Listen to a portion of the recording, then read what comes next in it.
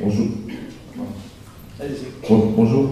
Tout à l'heure, vous avez parlé de l'obligation de s'assurer. Qui pourra faire valoir ce manquement qui viendra me reprocher que je ne suis pas assuré? Le facturer quoi? Le fait de ne pas s'assurer, qui viendra me le reprocher? Est-ce que les caisses le feront ou est-ce que... De ne pas facturer quoi? Assurer. Ah, je l'ai compris, facturer. À ne pas être assuré. Ah si, alors, d'accord, excusez-moi, je t'ai mal entendu. L'assurance est obligatoire. C'est-à-dire que vous devez être assuré. Vous devez avoir une assurance maladie et une assurance retraite. Voilà. Donc, qui va le contrôler? Naturellement, si vous avez un conflit, par exemple, avec une caisse de sécurité sociale et qui vous dit que vous devez cotiser à notre caisse, ben vous produisez tout simplement votre certificat d'assurance et le contrôle se termine là. Voilà.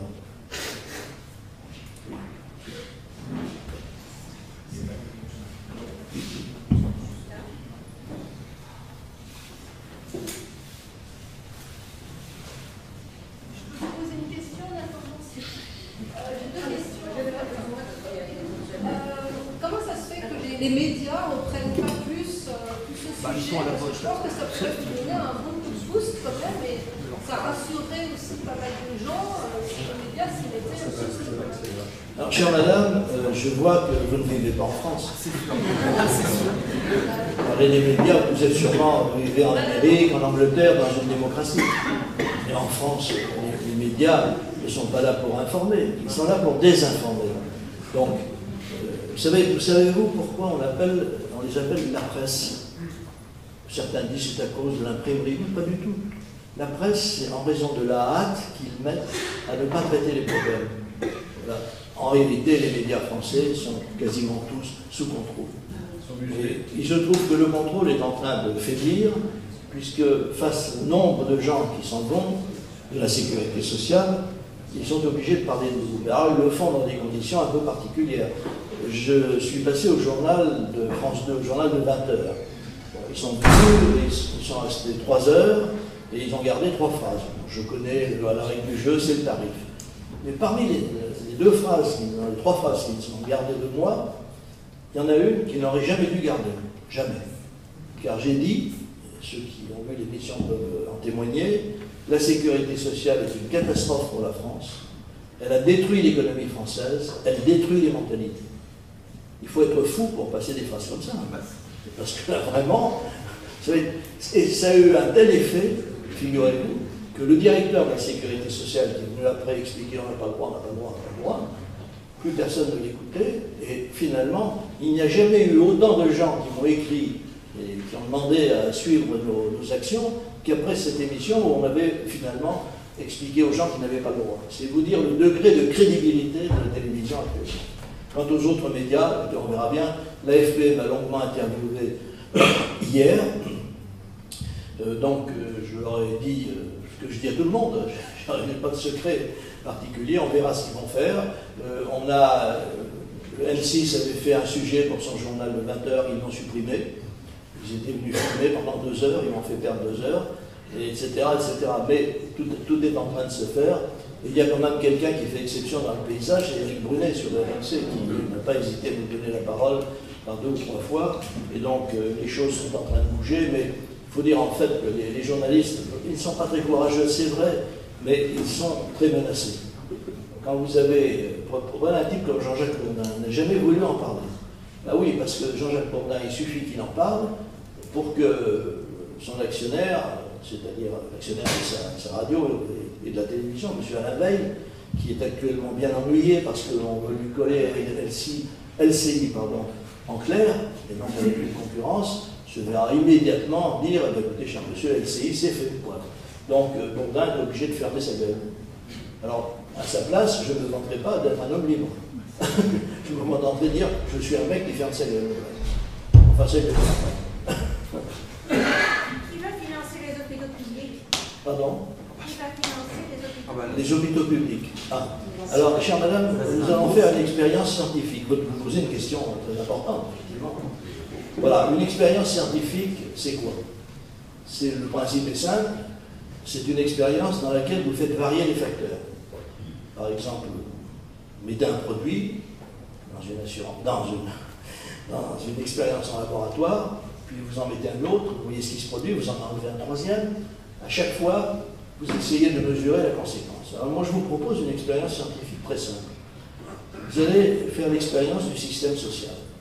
D'un côté, vous avez la sécurité sociale, ses pompes et ses œuvres, et de l'autre, vous avez les médecins. Supprimez les médecins. C'est l'expérience. Est-ce que les Français seront soignés? La réponse est non, évidemment non. Supprimer la sécurité sociale, est-ce que les Français seront soignés? La réponse est oui, car les médecins sont toujours là et soigneront. C'est ça qu'il faut que les Français comprennent. La sécurité sociale est un appendice inutile, justiciable d'une appendicectomie.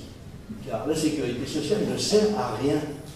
Elle ne sert qu'à faire semblant d'être indispensable, alors que ceux qui la financent, c'est l'argent des Français.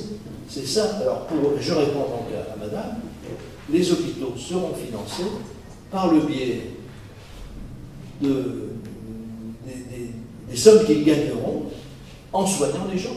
C'est ce qu'ils font maintenant d'une certaine manière, mais on leur dissimule le véritable sens de l'échange commercial qu'il y a. Je n'hésite pas à employer le mot commercial. Je sais très bien, faisant partie du corps médical, que nous n'exerçons pas comme un commerce, c'est vrai.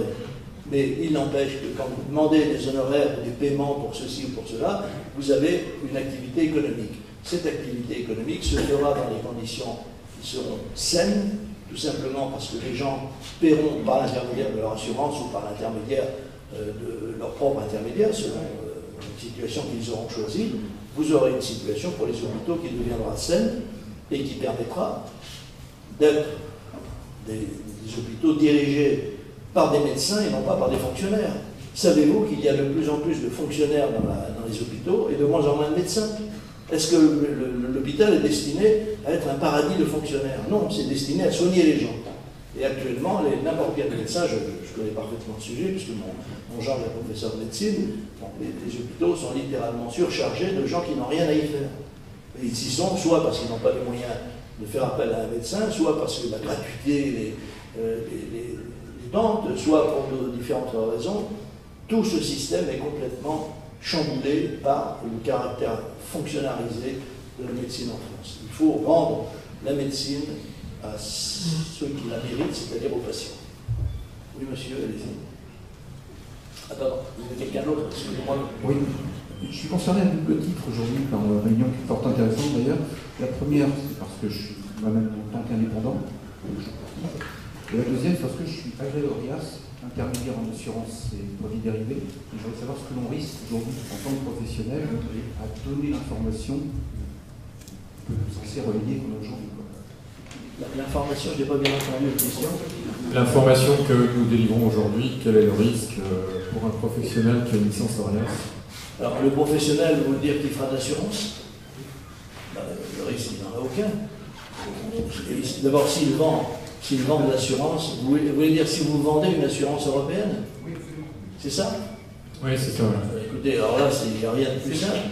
Il y a un article du Code des assurances français qui indique que les assureurs européens peuvent intervenir soit par le biais d'un courtier, ce qui serait votre cas, soit directement sur le marché à partir du moment où elles ont un agrément dans leur pays d'origine. C'est ce qu'on appelle le passeport de l'assurance. Une société d'assurance, par exemple, est établie en Allemagne, elle doit être agréée pour assurer les Allemands. De ce fait, elle est agréée pour assurer les Français.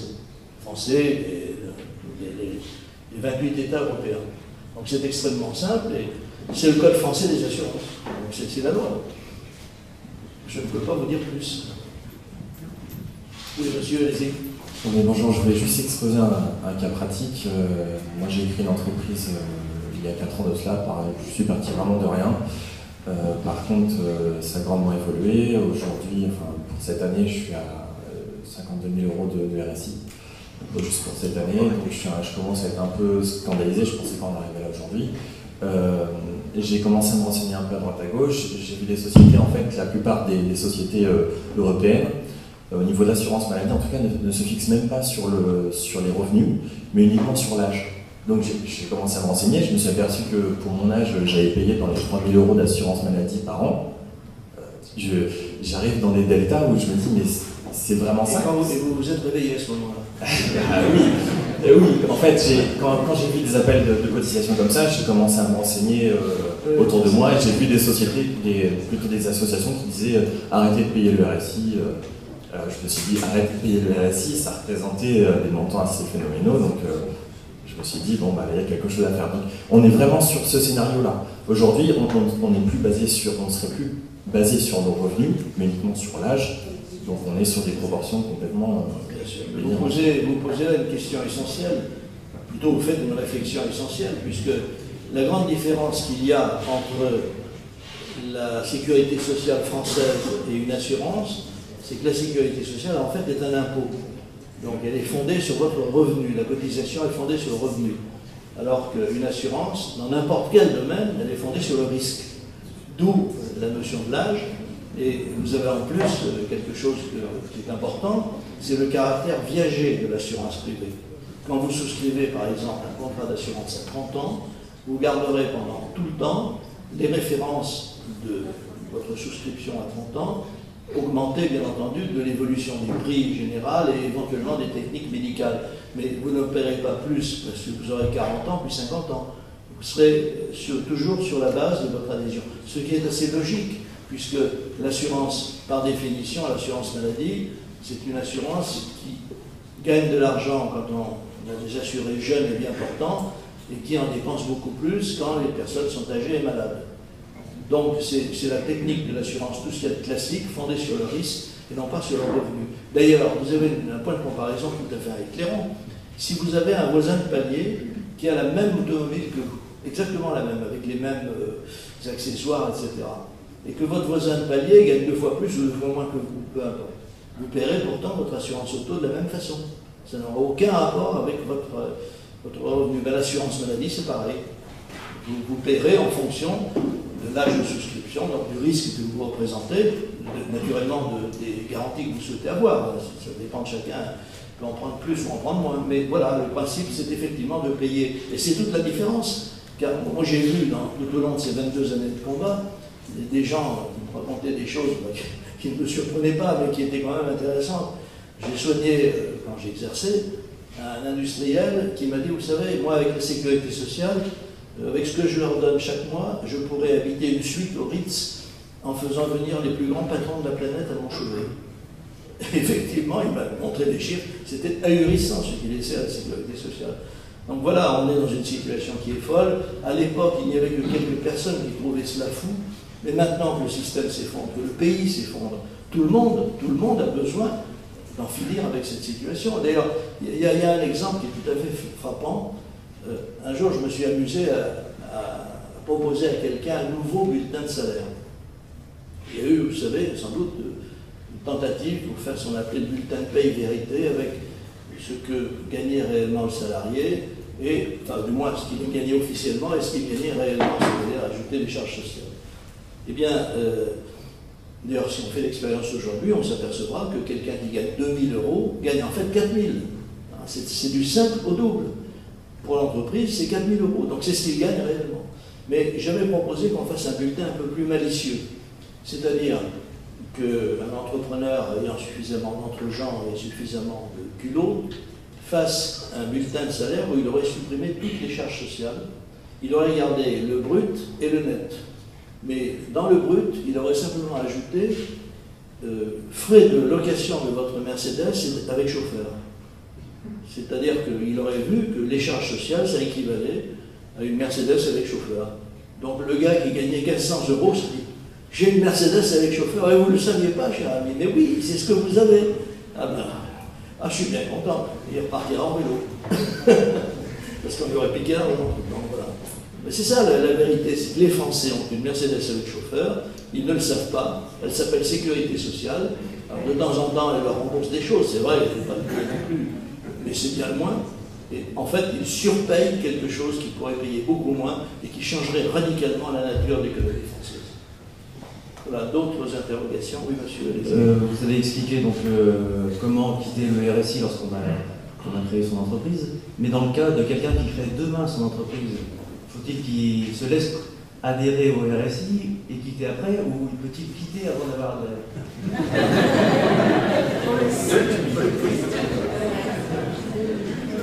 Alors, vous voulez dire, est-ce qu'il vaut mieux adhérer, faire le quitter avant ou le quitter après? Bon, il y a un conseil pratique que nous donnons qui consiste à, lorsqu'on doit créer une entreprise, de faire toutes les formalités comme si on allait adhérer au système. Parce que sinon, on risque de nous faire des difficultés inutiles, puisque on dira, mais c'est obligatoire, vous adhérez sans adhérer, vous laissez faire les formalités, et du jour où vous êtes installé, que vos formalités sont terminées, vous envoyez une petite lettre, voilà. Tout simplement, comme on l'a dit tout à l'heure. Donc, tout ça est très simple.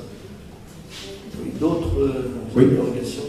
Je voudrais revenir sur l'histoire des retraites. Pardon? Je voudrais revenir sur l'histoire des retraites parce que c'est quand même une conséquence. Pour ce qui me concerne, il me reste à peu près 5 ans.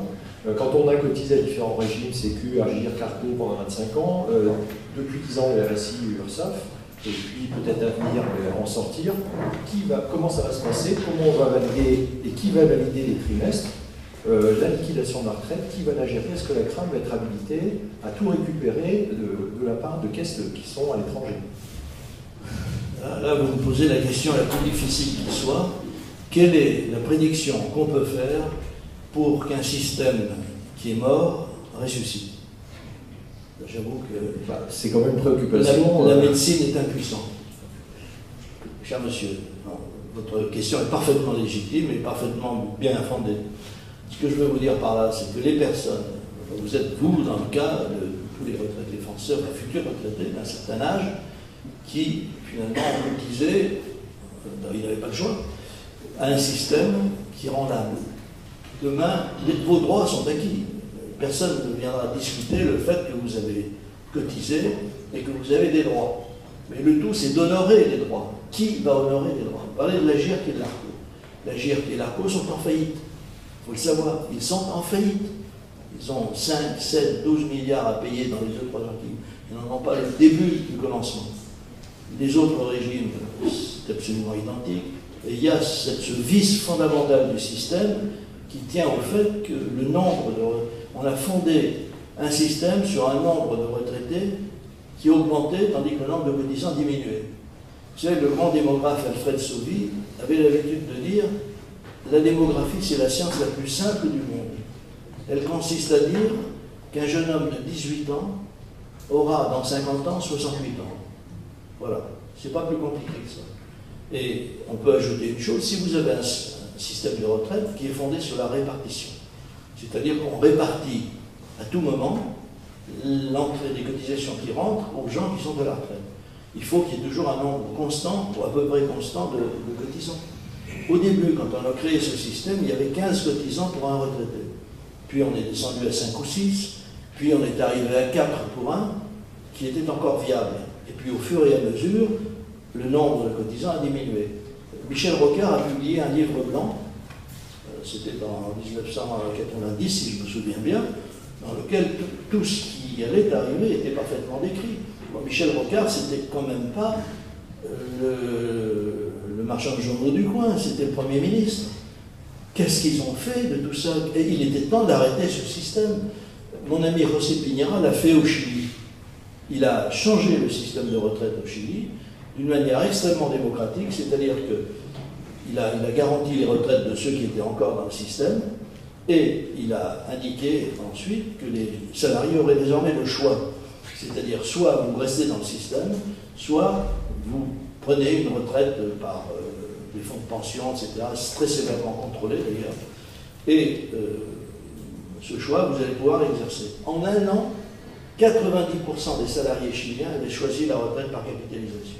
90%. Et le Chili va bien depuis. Le Chili peut investir, c'est une économie florissante, elle a résisté à la crise. Et voilà, c'est la retraite par capitalisation qui crée des capitaux que les entreprises peuvent trouver pour investir, qui a enrichi l'ensemble des Chiliens. Et voilà ce qu'il aurait fallu faire, et voilà ce que l'impéritie de nos gouvernements et leur lâcheté, parce qu'il n'y a pas d'autre mot, nous a empêchés de faire. Voilà, donc, je suis, comme tout le monde, je ne peux que compatir à la situation des Français. Alors, bien entendu, je ne peux pas me contenter de ça. Je vais vous dire quel serait mon plan. Le plan, je reste en théorie, hein, parce que je ne suis pas chargé du gouvernement de la France. Mais si j'en étais chargé par impossible, voici ce que je ferais. Je commencerai déjà par baisser de manière systématique de 20% toutes les dépenses publiques. C'est absolument indispensable pour revenir au niveau de l'Allemagne. L'Allemagne a actuellement un peu moins de 47% de dépenses publiques, 47% de son PIB. La France, 57%. Ça représente 200 milliards. Nous devons baisser de 200 milliards les dépenses publiques pour revenir au niveau de l'Allemagne, ce qui est fondamental, car si nous ne sommes pas au niveau de l'Allemagne, nous sommes dans le cas très exactement du pot de terre et du pot de fer. Et je précise, en ce qui concerne la fable de La Fontaine, que contrairement à ce qui est dit toujours, le pot de terre et le pot de fer ne sont pas des ennemis ni des adversaires, ce sont des associés. Ils se promènent sur une route, côte à côte, et les chaos de la route détruisent contre le pot de terre le pot de fer. C'est le cas de la France vis-à-vis de l'Allemagne. Nous sommes détruits par la solidité allemande, parce que nous n'avons pas su nous-mêmes faire face aux nécessités économiques. Donc baisser de 20%, c'est-à-dire au lieu de dépenser collectivement 1000 milliards, nous devrons dépenser 800 milliards. La seule façon de faire, si vous voulez faire un petit plan ici, un petit plan là, et vous aurez dans la rue immédiatement des personnes qui se plaignent de ce qu'on leur fait des misères, là vous n'arriverez jamais à rien. Mais si vous dites que tous les Français, je dis tous ceux qui, par les dépenses publiques qu'ils utilisent, par les prestations ou par les cotisations, voient de 20% d'une diminution, vous aurez à ce moment-là au moins éteint un foyer de contestation, car tout le monde sera exactement logé à la même enseigne et nous serons d'un coup d'un seul ramenés à une situation saine. Et ça, c'est parfaitement supportable, car une famille française, n'importe laquelle, peut supporter, ça ne lui fera pas plaisir, mais elle peut supporter une diminution de 20% de ses revenus, et elle peut le faire quand c'est une question de salut public. Ce serait la première chose.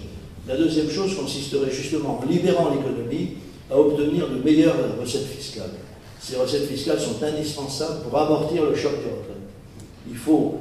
Nous ne bénéficierons pas, nous Français, il faut le dire, quelles que soient les circonstances, de l'intégralité des fruits de notre travail et de la croissance.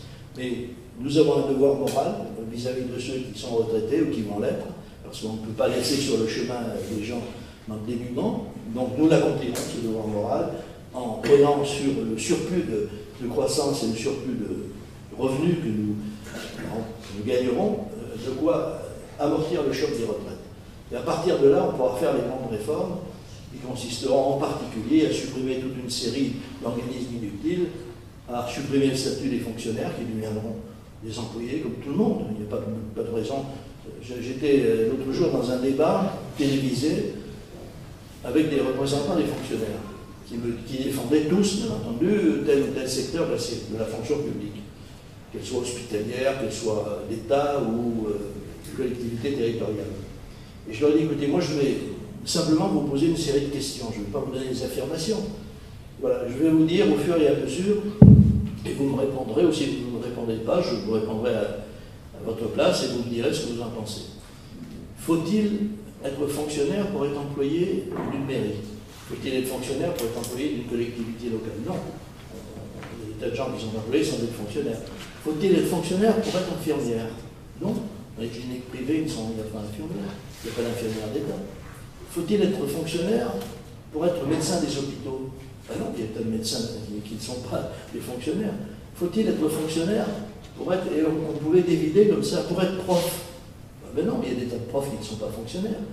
Donc, finalement, la France n'a pas besoin de fonctionnaires, sauf, bon, je veux bien que l'armée, que la police, la justice même, on peut en discuter. Pourquoi serait-il forcément fonctionnaire? Bref, qu'il y ait, dans ce qu'on appelle le contexte régalien, des fonctionnaires, pourquoi pas? Mais au lieu d'avoir 6 millions de fonctionnaires, nous pourrions n'en avoir que 500 000, ce qui serait un énorme progrès. Et à partir de là, ils auraient les garanties que tous les fonctionnaires, que tous les salariés ont, ni plus ni moins. Ça, c'est un plan qui sauvera la France. Mais ce plan, si quelqu'un l'adopte et le défend, je lui donne peu de chance aux élections, sauf si nous sommes dans une situation telle qu'il n'y a plus le choix et que c'est ce qu'il faudra faire. Et d'ailleurs, à l'arrivée, c'est bien ce qu'il faudra faire. Bien, d'autres interrogations? Oui, monsieur. Oui, je rebondis un peu sur ce que disait monsieur, à savoir au niveau de la cotisation. Moi, j'ai contacté à Paris, je ne sais pas si on peut faire des exemples. Donc, en effet, vu mon âge, qui n'est plus de 20 ans, j'ai une cotisation assez forte du fait qu'ils prennent en considération la première année de cotisation, l'âge du cotisant. Donc là, on est sur une cotisation qui va aller jusqu'à ma retraite, mais au-delà aussi. Donc la question que je posais, c'est que pour les gens comme moi qui rentrent tardivement, est-ce que ça veut dire qu'auprès d'un assureur, on va devoir cotiser jusqu'au bout?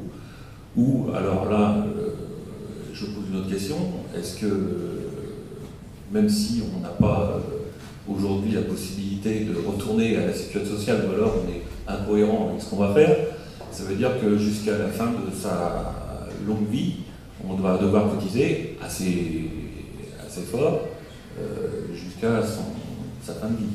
Vous voyez ce que je veux dire? La question que vous posez a une réponse extrêmement simple. Vous êtes actuellement, si vous cotisez donc une assurance privée, vous avez la base de cotisation, vous l'avez dit vous-même, qui est celle de votre première adhésion.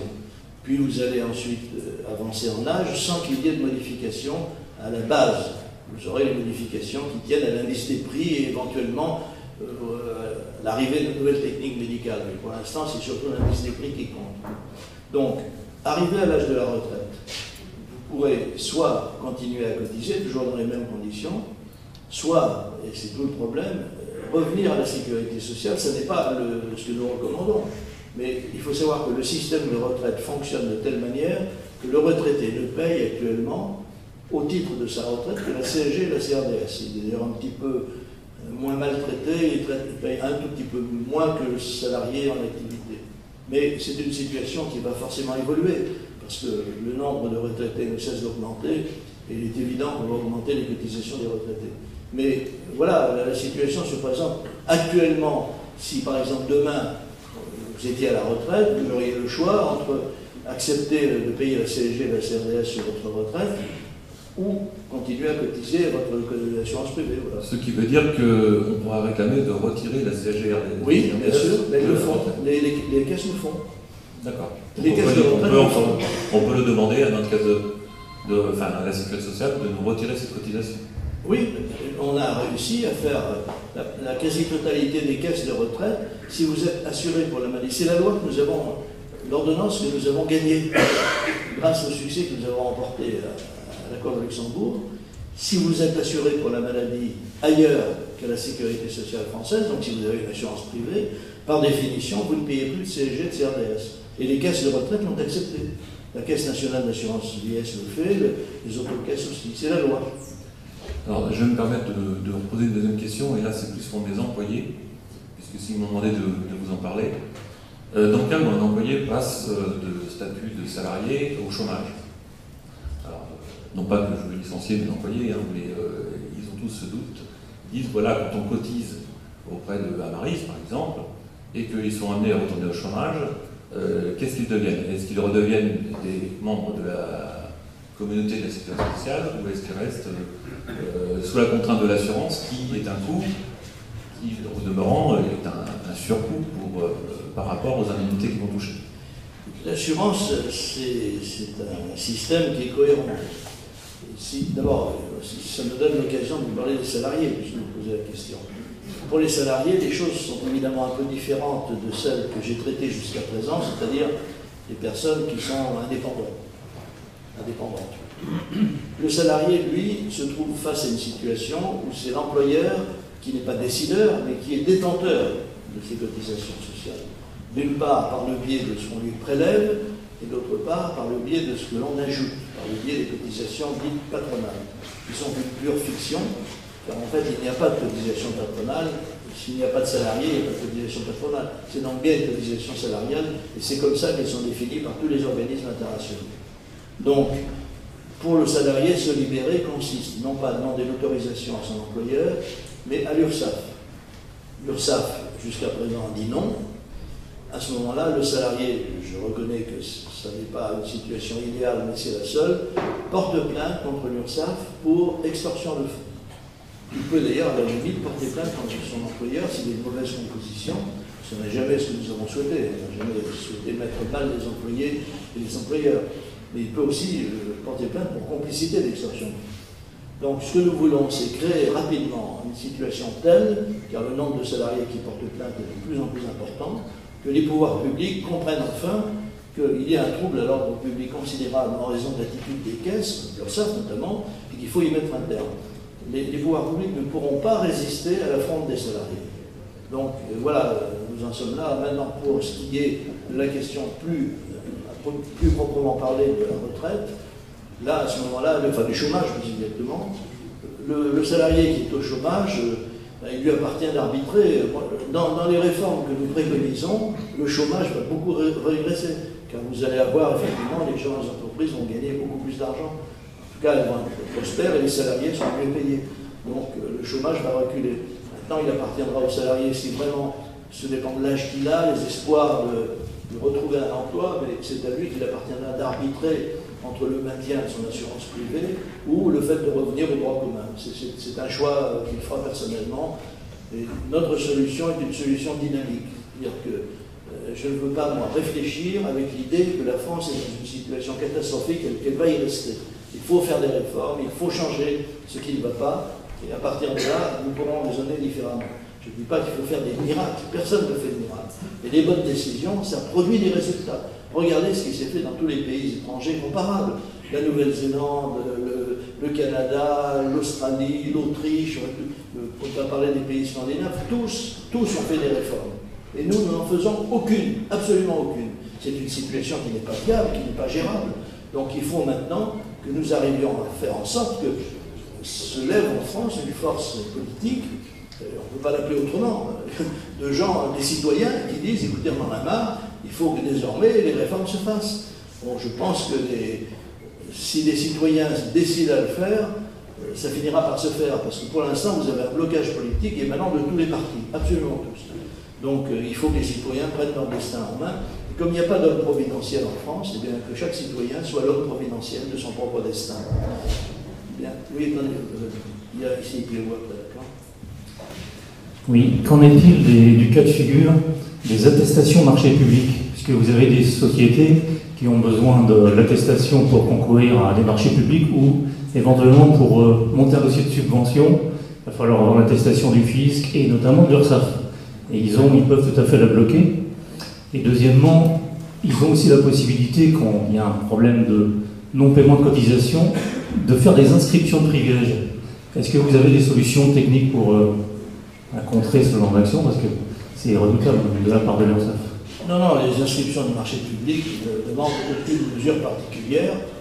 Vous êtes à jour, enfin, si vous êtes assuré pour la maladie, pour la retraite, ou pour une société privée, vous appartenez à un système social européen et vous êtes à jour de vos cotisations sociales obligatoires. C'est la base. On ne nous a jamais contesté jusqu'à présent la qualité d'assuré social européen que nous exhibons, si je puis dire. Et donc, la soumission au marché public doit se faire exactement dans les mêmes conditions.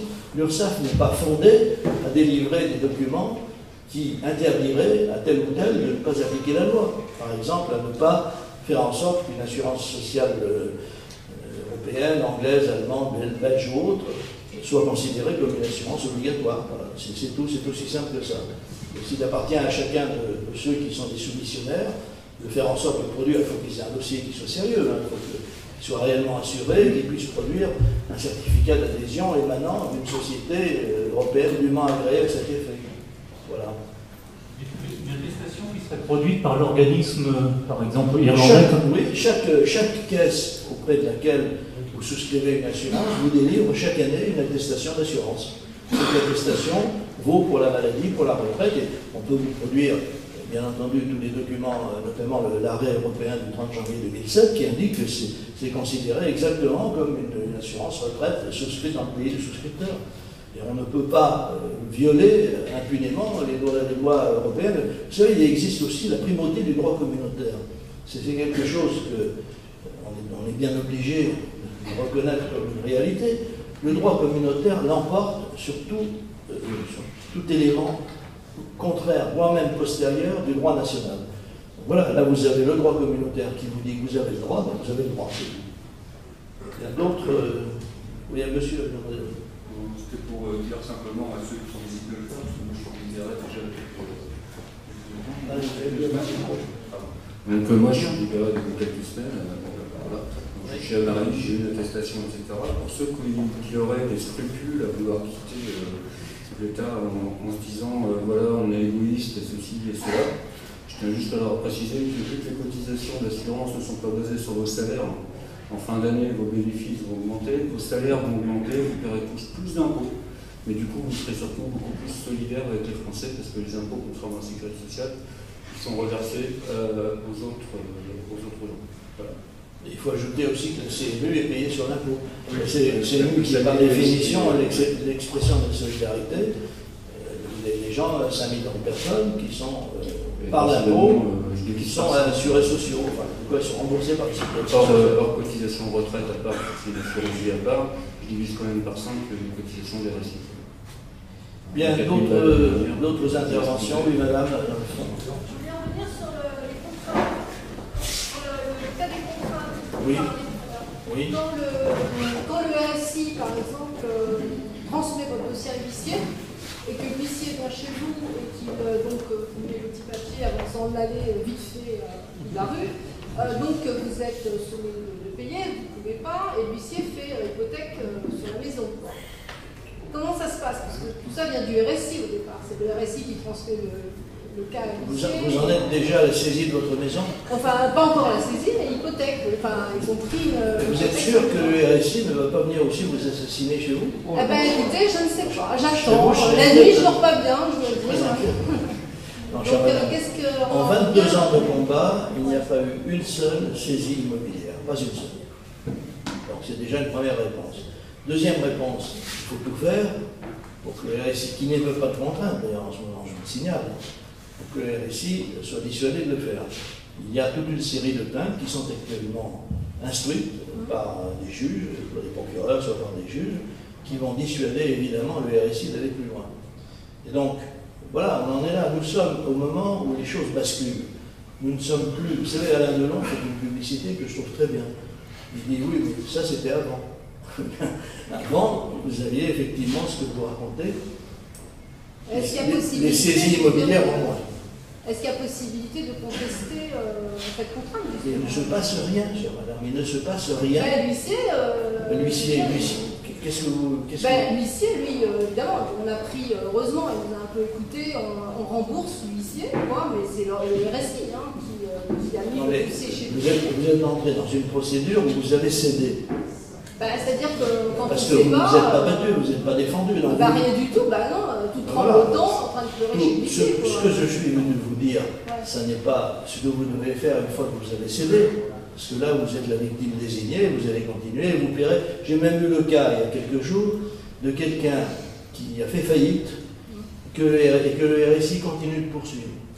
Alors que le droit des faillites indique que quand on est mis en faillite, aucun créancier ne peut venir vous imposer quelque cotisation que ce soit. Il a fallu que ce soit le syndic de faillite, enfin le juge, qui vienne lui donner un conseil.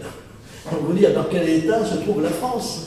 On met des gens en faillite et on les poursuit encore pour qu'ils viennent vous payer. C'est un truc de fou. Parce que là, en fait, quand on est en SARL, normalement, notre maison, elle est à nous, on se dit qu'on ne peut pas venir nous la prendre, mais en fait, le RSI passant par l'huissier, ils vous la prennent de toute façon, quoi, je veux dire. Madame, écoutez, si vous voulez bien venir à Paris, je vous donnerai une leçon particulière. Oui, en tout bien tout honneur, vous venez avec votre mari, bien sûr. Je vous expliquerai comment il faut faire. Commencez par ne pas payer. Oui, mais enfin bon, là c'est parti quand même chez le notaire, enfin bon, vous savez, tous les papiers, il y a l'hypothèque sur la... Bon, chère madame, votre sujet n'est pas celui de la Réunion, puisque vous êtes un cas, vous faites partie des victimes. Ah oui, d'accord, mais des contraintes, on vous a dit comment les éviter, comment les empêcher d'agir. D'autres questions?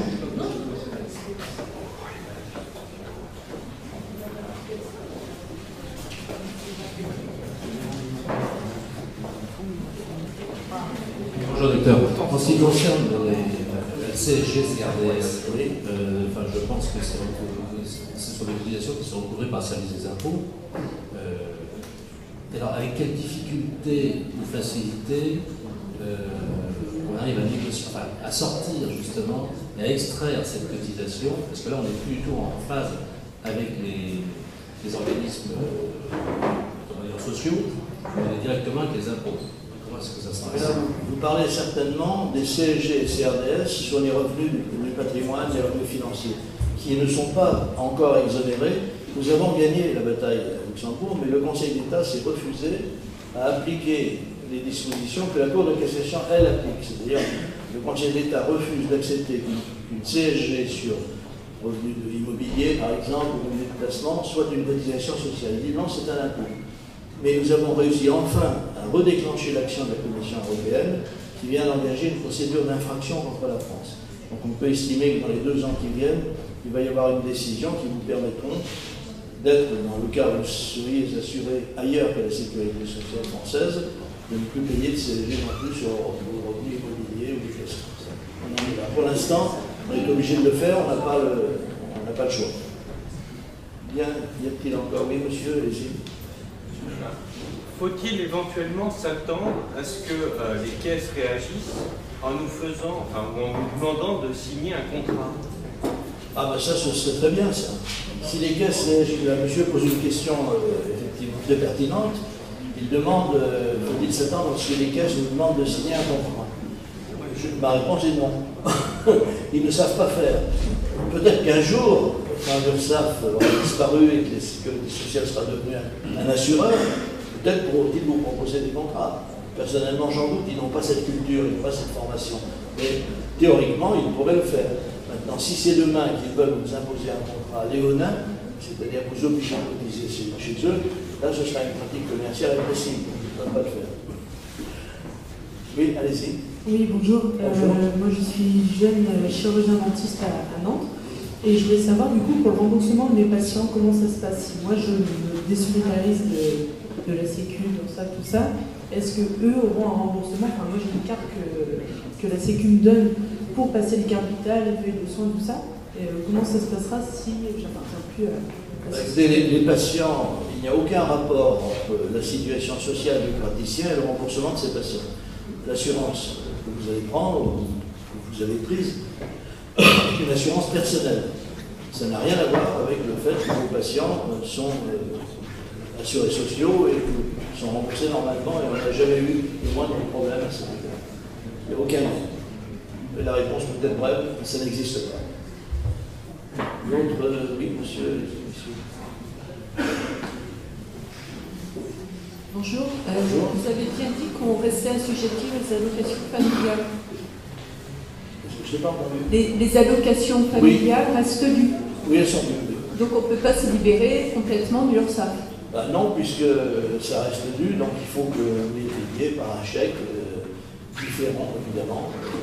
Demandez à l'URSSAF, s'ils ne vous le communiquent pas, s'ils ne communiquent pas le détail, on va demander le montant de la cotisation, allocation familiale et formation professionnelle, parce que les deux restent dus, et vous le payez par un chèque, tout simplement, en indiquant bien, avec une lettre que vous joignez au chèque, que vous payez les allocations familiales pour que ça ne soit pas imputé à un autre compte, à un autre poste. Oui, est-ce que, comme vous disiez tout à l'heure, que quand on prenait une sécurité sociale d'un côté européenne, américaine, qu'on était même mieux remboursé que la sécurité sociale française, est-ce qu'il y a quand même besoin de prendre une mutuelle en plus à côté? Est-ce qu'il y a besoin de prendre une mutuelle complémentaire en plus de des cotisations qu'on va verser dans la sécurité Si vous souscrivez une assurance au premier euro auprès d'une société européenne, vous n'avez plus besoin de mutuelle. Sauf si votre mutuelle est particulièrement généreuse et vous donne des prestations non conventionnelles. Il y a des médecines parallèles, par exemple, que certaines mutuelles peuvent rembourser, mais ce n'est pas le cas de la plupart des mutuelles françaises. Le fond du problème, c'est que si vous souscrivez une assurance au premier euro, vous n'avez plus besoin de mutuelle. Donc vous faites une économie supplémentaire. Mais une fois en retraite, il faut quand même continuer à cotiser ces fameux 3 000 euros, comme disait le monsieur tout à l'heure, enfin, qui est la somme qu'il paye. Même en retraite, il faudra quand même continuer à payer ces 3 000 euros-là de cotisation. Comment ça se passe après? 3 000 euros de quoi? Les cotisations annuelles, plutôt que de payer le RSI, il disait qu'il payait 3 000 euros. À la retraite, je l'ai dit tout à l'heure, à la retraite, vous choisissez, vous gardez votre assurance que vous aviez jusqu'à présent, ça ne change rien pour vous.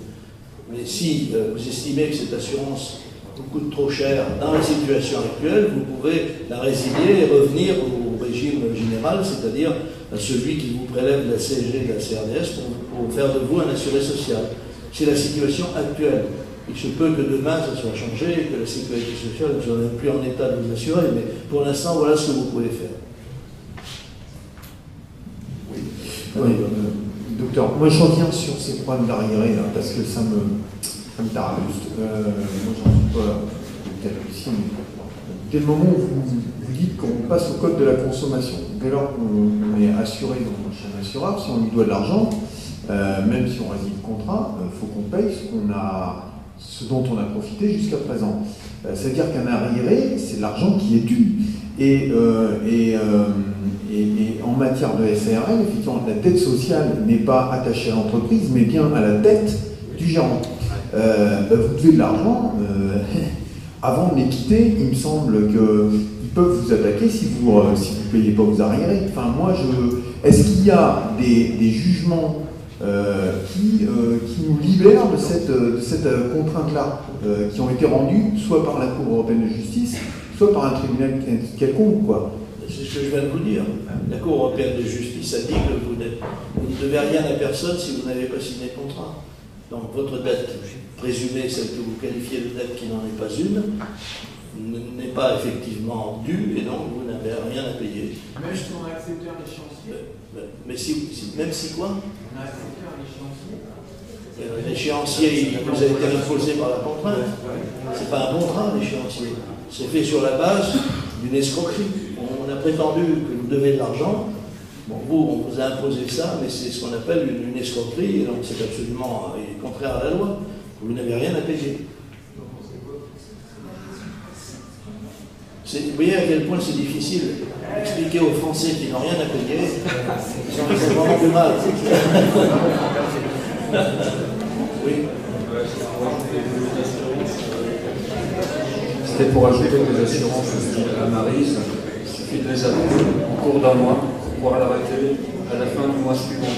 Ah oui, ça ils ne font aucune difficulté pour arrêter. On peut les arrêter dès qu'on le souhaite. Il n'y a aucun problème. Si aujourd'hui j'appelle à Maryse en lui disant voilà, aujourd'hui votre contrat ne convient plus parce que j'ai trouvé un concurrent plus intéressant, à la fin du mois en cours, il cesse tout le prélèvement, etc. De repasser à tout moment, soit sur la cycliste, soit sur un autre contrat d'assurance. Mais je confirme que je rembourse beaucoup mieux que la sécurité sociale. Les montures de verre. Est-ce qu'il y a encore d'autres questions? Allez-y. Je vous demanderai juste un tout petit peu de silence pour qu'on puisse écouter les questions en cours. Merci. Monsieur Lézé. Merci. J'avais une question. Si on prend une assurance santé européenne, au jour d'aujourd'hui, est-ce qu'il y a un risque, avec le temps, si on a des maladies, des traumatismes et autres, qu'on puisse se faire radier de cette assurance et dans ces cas-là, ne pas réussir à en retrouver une dans l'Union européenne? Alors, la sélection du risque est interdite par les dispositions communautaires. Si vous tombez malade, l'assureur est obligé de vous garder. Donc, ça, c'est une certitude. Donc, voilà, on en est là. Vous n'avez pas, l'assureur ne peut pas vous refuser, il peut vous faire payer un peu plus cher éventuellement, dans le cas où vous avez une pathologie éventuellement en cours, mais aucun assureur ne peut vous radier. Alors j'ai fait réintégrer dans des assurances françaises, d'ailleurs, des personnes qui n'étaient pas dans la sécurité sociale, c'était des veuves en général qui avaient arrivé à un certain âge, et les sociétés d'assurance françaises ont trouvé très intéressant de se débarrasser d'elles. Elles arrivaient à un certain âge où elles risquaient d'être malades, en disant maintenant c'est la CMU, vous êtes obligé d'aller à la CMU. Alors j'ai fait valoir à ces assurances qu'elles pratiquaient la sélection du risque et que par conséquent elles allaient perdre le droit d'assurer. Elles ont immédiatement réintégré les personnes. Voilà. Le tout c'est de savoir, c'est comme disait l'autre, il faut savoir parler. Bien, y a-t-il encore une autre dernière question? Oui, bonjour. Bonjour. Je suis sur le point de franchir le pas. J'avais quand même une question par rapport au RSI, sachant que j'ai une ERL. Savoir, au moment où ils vont faire les appels de cotisation, évidemment, je ne réglerai pas, sur quel compte ils risquent d'intervenir. Est-ce qu'ils risquent d'intervenir sur mon compte professionnel, sachant que je paye les cotisations par mon compte professionnel, ou sur mon compte personnel, sur lequel j'ai eu de temps en temps la chance d'avoir le remboursement? Écoutez, ils peuvent intervenir sur les deux. C'est la raison pour laquelle il vaut mieux avoir un compte à l'étranger. Parce que, actuellement, c'est en train de changer, puisqu'ils vont finir par se ranger aux lois. Mais étant donné qu'il vaut mieux être prudent, et que ces gens se comportent souvent comme des voyous, il faut bien le dire. J'en ai moi-même été victime. Hein. Donc je sais exactement comment ils procèdent, puisque je ne vous l'ai peut-être pas dit, mais je suis le premier à avoir quitté la sécurité sociale le 1er juillet 1994, date d'application des directives, ce qui m'a valu 75 procès. Alors, je vous en parle en connaissance de cause. Mais si je les ai eus, c'est pour ça que vous êtes libre aujourd'hui. C'est parce que j'ai assumé cette bataille et qu'on a fini par la gagner. Mais pour répondre à votre question, et pour parler de ce compte à l'étranger, je précise immédiatement qu'il ne s'agit pas du tout de fraude fiscale, ça va de soi. Il s'agit simplement de prendre des précautions pour ouvrir un compte de préférence au Luxembourg, non pas pour des raisons fiscales, mais pour des raisons de sécurité. Le Luxembourg est le seul pays européen qui ne soit pas endetté. Au Luxembourg, l'État doit 20% du PIB. La France, c'est 100%, la Belgique, 110%, l'Italie, 120%, l'Allemagne, 90%. Les banques sont littéralement plombées, les banques de ces pays sont plombées par des emprunts d'État, qui sont des obligations d'État, donc les bons du Trésor, qui font peser une grande menace sur les banques. Car quand il y a ce qui se produit, ça s'appelle un crack obligataire. C'est-à-dire que quand les taux d'intérêt montent, les obligations nouvelles émises rapportent plus. Mais les anciennes se dévalorisent, parce qu'elles rapportent moins. Donc, à leur bilan, les banques doivent inscrire les obligations qu'elles possèdent à une valeur moindre, qui mettent en péril leur bilan, et qui mettent évidemment leur sécurité et leur solidité en question. Donc, quand on dit que l'État va faire faillite, ce n'est pas l'État qui fait faillite en réalité, on ne peut pas saisir le château de Versailles, mais ce sont les banques qui sont créditrices. Et elles peuvent très bien faire faillite. Les banques françaises sont très menacées. On nous dit toujours qu'elles sont ultra solides, etc., formidables. Bon. Et on nous dit aussi que les dépôts bancaires sont garantis jusqu'à 100 000 €. Alors si vous avez la curiosité de vous renseigner, vous saurez que le fonds de réserve destiné à indemniser les clients de banques ayant fait faillite peut indemniser 20 000 personnes en France. Il y a plus de 80 millions de comptes bancaires. Parce que vous voyez le degré de sécurité auquel nous sommes arrivés. Donc, voilà, vous avez intérêt à ouvrir un compte. Alors, ouvrez un compte privé, de toute façon, quelle importance? L'essentiel, c'est que vous déclariez aux impôts convenablement vos recettes et vos dépenses, c'est tout, le compte sur privé ou personnel. De toute façon, les gens se servent sur les deux. Donc, vous laissez le strict minimum, et vous savez maintenant qu'avec le système CEPA, c'est le système de virement européen, vous pouvez dans la minute virer sur votre compte l'argent dont vous avez besoin, et donc c'est gratuit. Donc, les choses sont très simples.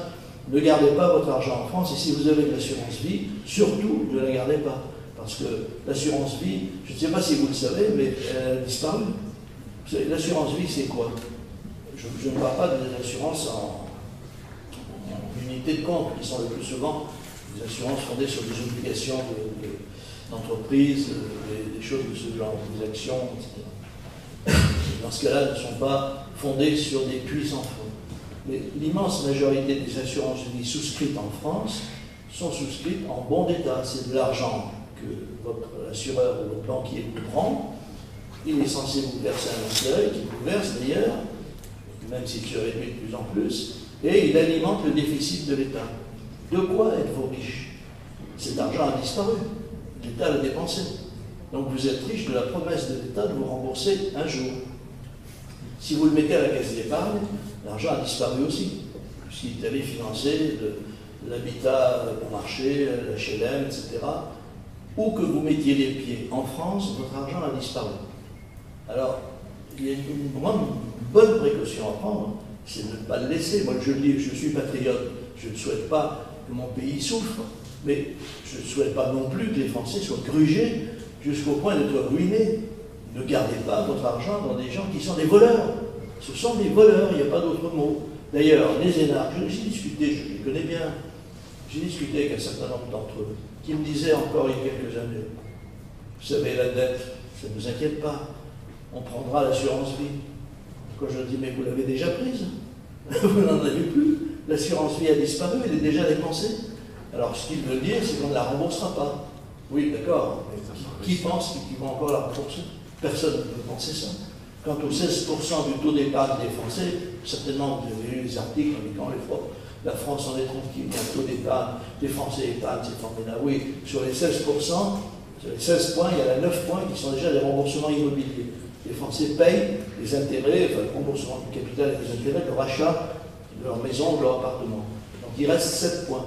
Ces 7 points, ils sont souvent effectivement placés à la caisse d'épargne, où ils disparaissent dans les habitations bon marché, et à l'assurance vie, où ils disparaissent dans le déficit de l'État.